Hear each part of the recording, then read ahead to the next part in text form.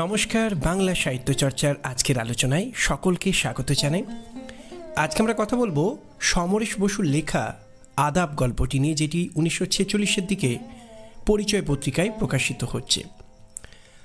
আমরা জানি যে এটি সাহিত্য, সে যেমন এটি বিশেষ সময়কালকে আশ্রয় করতে পারে, আবার চিরকালীন মানব জীবনের সত্যকে সে তুলে ধরতে পারে। সমরেশ বসুর আদাব গল্পটা একটি বিশেষ সময় পর্বে লেখা। 1946-এর দিকে যখন প্রকাশিত হচ্ছে, আমরা বুঝতে পারি সেই সময়কালটা কিন্তু খুব একটা সুস্থির সময় নয়, সাম্প্রদায়িক দাঙ্গার সময়।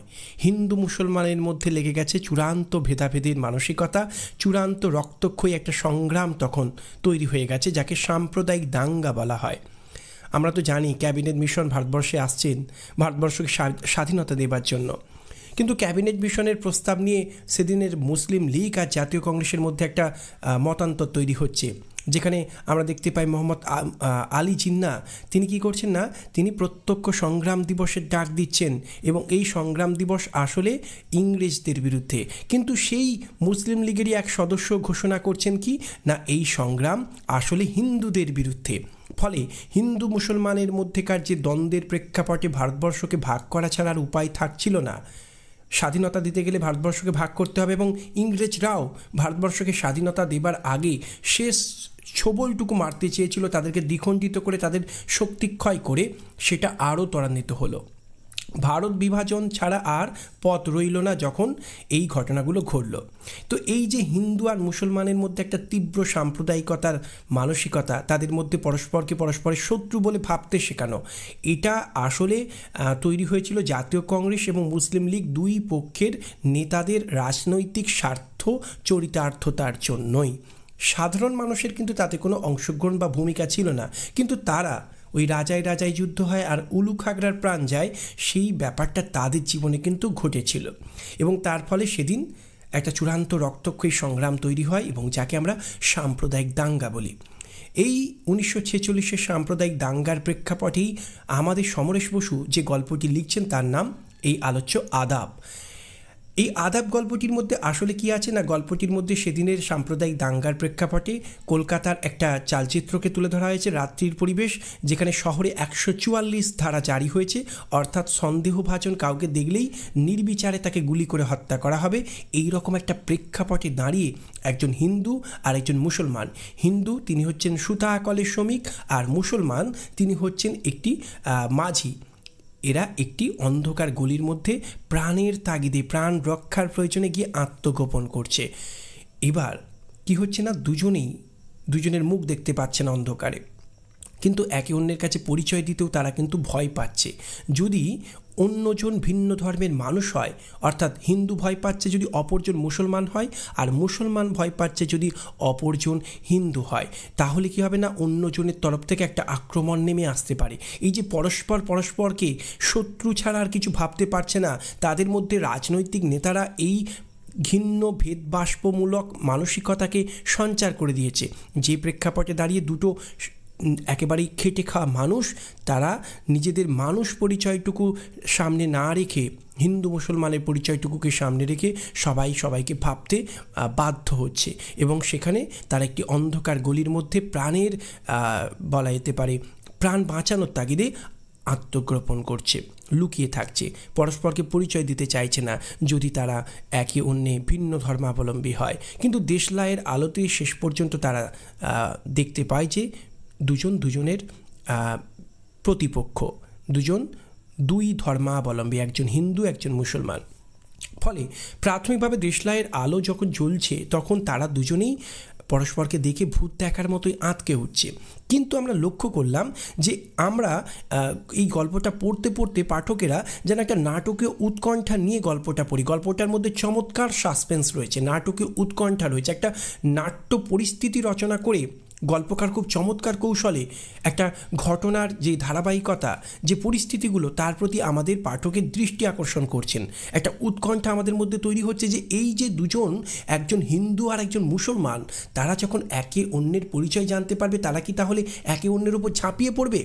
রাজনৈতিক নেতাদের দ্বারা তারাও তো পরিচিত। কিন্তু লক্ষণীয় যে আমাদের সেই উৎকণ্ঠাকে আস্তে আস্তে স্তিমিত করে গল্পকার চমৎকার নাটকীয় কৌশলে দেখাচ্ছেন যে এই হিন্দু আর মুসলমান নিজেদের পরিচয় জানতে পেরেও তারা কিন্তু অপরের উপর আক্রমণ করছে না। আসলে গল্পকার দেখাচ্ছেন যে এই মানুষগুলোর তো একটাই পরিচয়, তারা হচ্ছেন মানুষ, তারা খেটে খাওয়া মানুষ, দিন আনে দিন খায়। তারা প্রতিদিন সকালে বেরিয়ে যায় কাজের খোঁজে এবং সারাদিন তাদের কর্তব্যকর্ম সমাধান করে সম্পন্ন করে তারা বাড়ি ফিরে আসে। তাদের পরিবারগুলো তাদের ফিরে আসার জন্য অপেক্ষা করে থাকে। তারা খেটে খাওয়া মানুষ, তারা একদিন কাজে না গেলে তাদের সংসার চলবে না। তারা কোনো ভেদাভেদের মানসিকতা বোঝে না। তারা হিন্দু মুসলমান এই সমস্ত শব্দগুলো তাৎপর্য তাদের কাছে স্পষ্ট নয়। তারা শুধু জানে তারা গরিব, তারা খেটে খাওয়া মানুষ, তাদের পরিচয় হিন্দু নয়, মুসলমান নয়, তারা ভাই ভাই, তারা মানুষ। কেন তবে এই রক্তক্ষয়ী সংগ্রাম? ফলে যে প্রত্যাশা, যে উৎকণ্ঠা নিয়ে আমরা অপেক্ষা করেছিলাম বোধ হয় এই হিন্দু আর মুসলমান তারা একে অন্যের উপর আক্রমণ হানবে, তারা সেই সমস্ত আক্রমণ তো হানছেই না, বরং তারা যেন আস্তে আস্তে কথা বলতে বলতে তারা চমৎকারভাবে একটা নাটকীয় পরিস্থিতি রচনা করে গল্পকার তাদের বন্ধুত্বের সম্পর্ক তাকে দেখাচ্ছেন।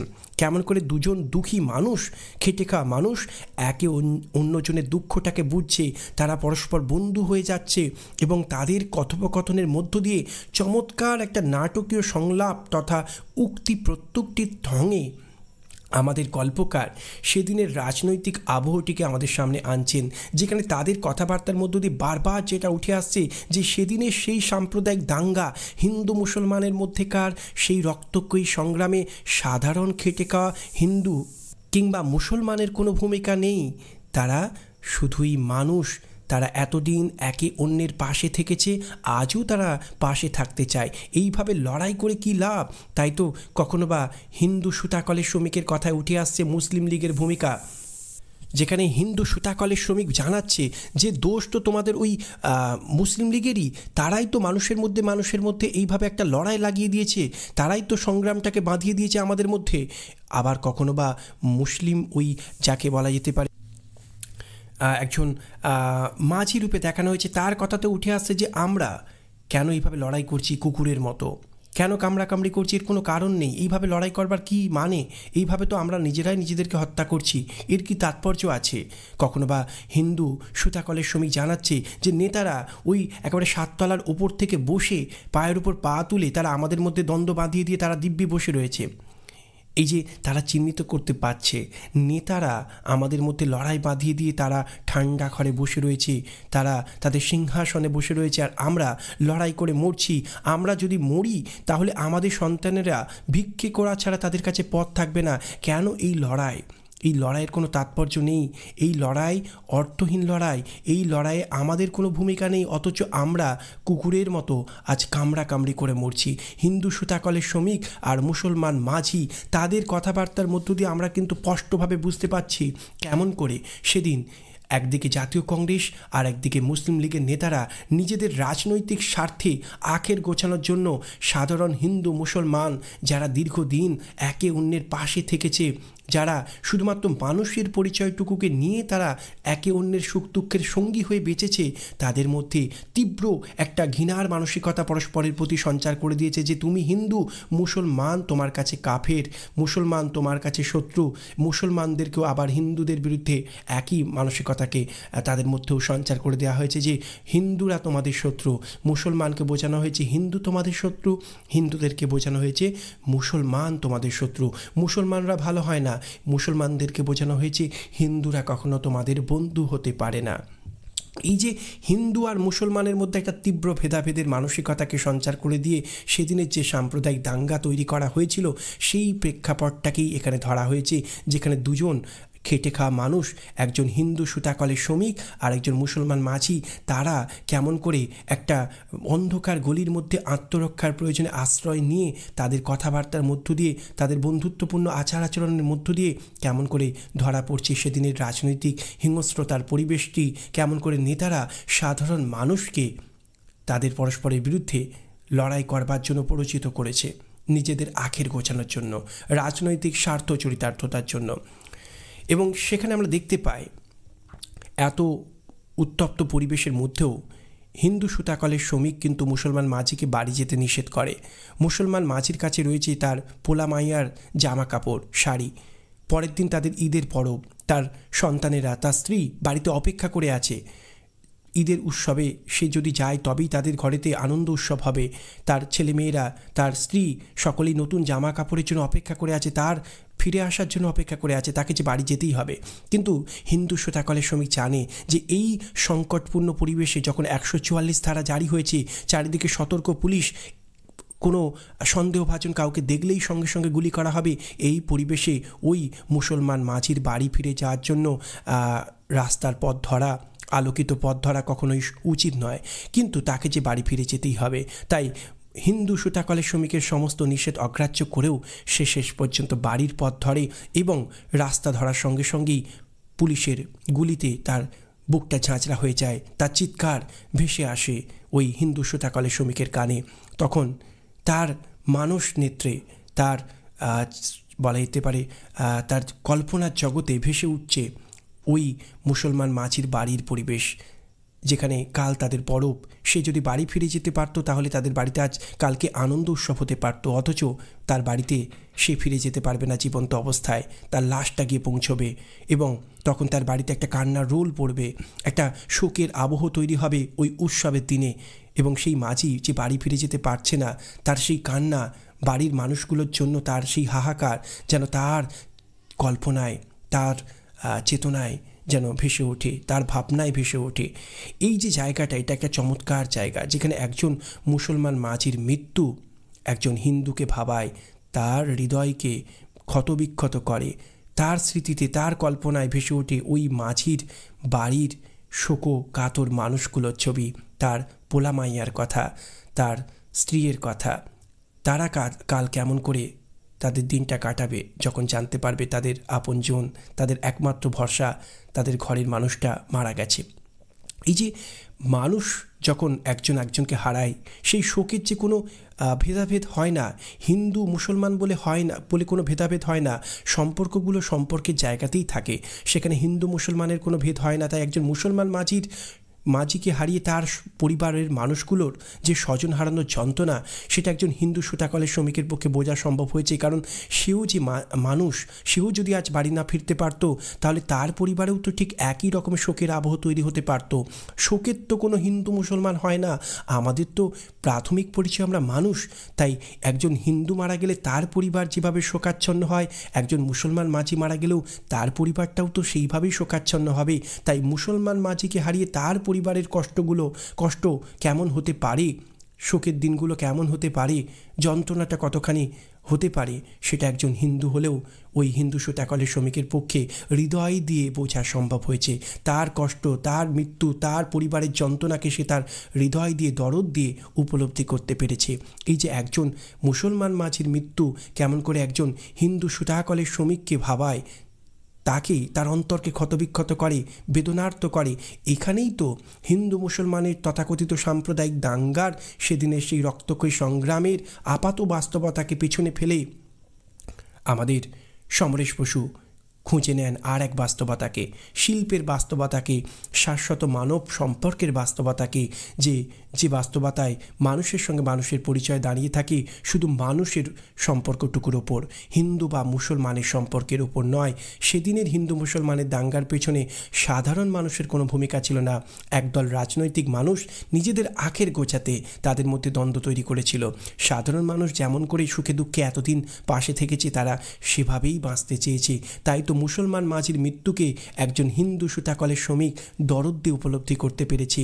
এটাই তো সাম্প্রদায়িক দাঙ্গার সেদিনের আপাত রুক্ষ বাস্তবতার বাইরে এক চিরন্তন বাস্তবতাকে তুলে ধরে, যে বাস্তবতা শিল্পের বাস্তবতা।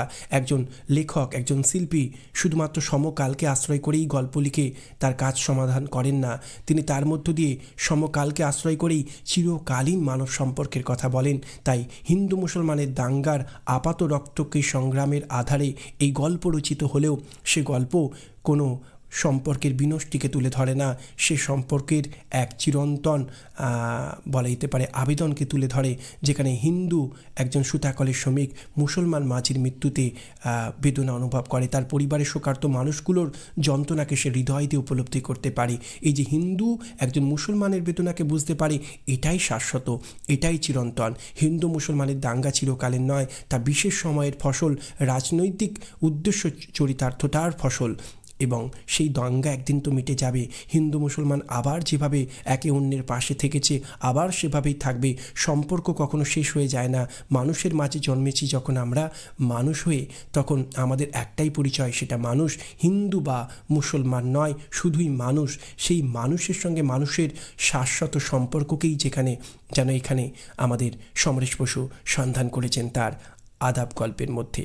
তাই এই গল্প সেদিনের রক্তক্ষয়ী সংগ্রামকে শুধু তুলে ধরে না, সেই রক্তক্ষয়ী সংগ্রামের আপাত বাস্তবতার ভেতরে সে করে কবি আমাদের গল্পকার পৌঁছতে চেয়েছেন, আমাদেরকে দৃষ্টি আকর্ষণ করেছেন আমাদের সেই বাস্তবতায়, যেখানে হিন্দু সুতাকলের শ্রমিক আর মুসলমান মাঝির মধ্যে কোনো দ্বন্দ্ব নেই, যেখানে সাধারণ খেটে খাওয়া মানুষের মধ্যে কোনো দ্বন্দ্ব নেই, তাদের মধ্যে হিন্দু মুসলমানের পরিচয়ের কোনো দ্বন্দ্ব নেই।